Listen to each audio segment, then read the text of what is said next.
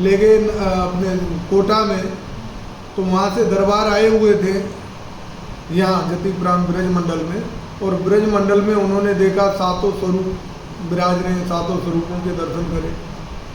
फिर वृंदावन में गए, वृंदावन में 4 स्वरूप के दर्शन करे, बांके बिहारी जी, गोविंद देव जी, गोपीनाथ जी, मदन मोहन। और यहाँ पर गोकुलनाथ जी, मथुराधीश जी, बालकृष्ण लाल जी, गोकुल चंद्रमा जी, मदन मोहन जी, और अपने गोवर्धन नाथ जी, रघुनाथ जी और श्रीनाथ जी के दर्शन, 8 स्वरूपों की। तो दरबार को मन घुस काहे में? मथुराधीश जी में। मथुराधीश जी के संत से उन्होंने जो आचार्य थे उनसे वार्तालाप की, वहीं रात्रि रुके, प्रसाद लिया। और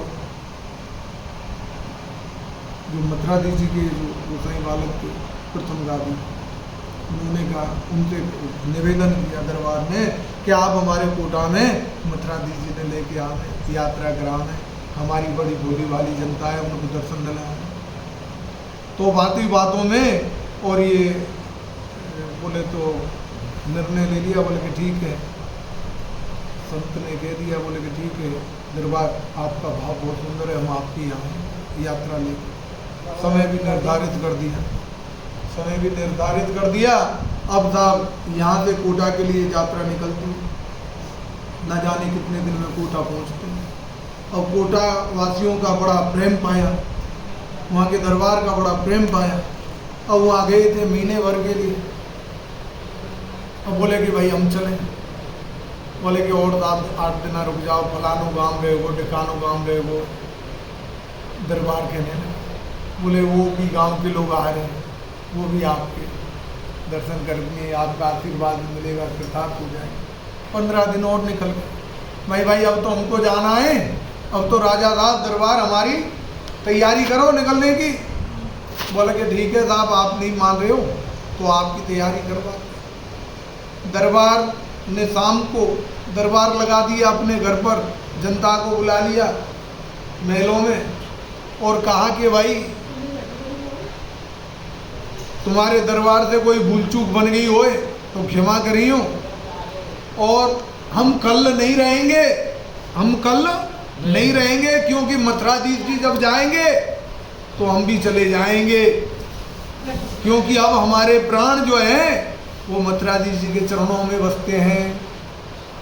तो मथुराधीश जी यहाँ से जाएंगे और जैसे ही हमारे प्राण भी चले जाएंगे। इसके लिए किसी को कोई गिला शिकवा को हो उसे पूर्ण कर लीजिए। जनता के नेत्र नम हो गए और जनता रात भर सो नहीं पाई, और पूरे मथुराधीश जी का जो काफिला था वो पूरा घेर लिया जनता ने।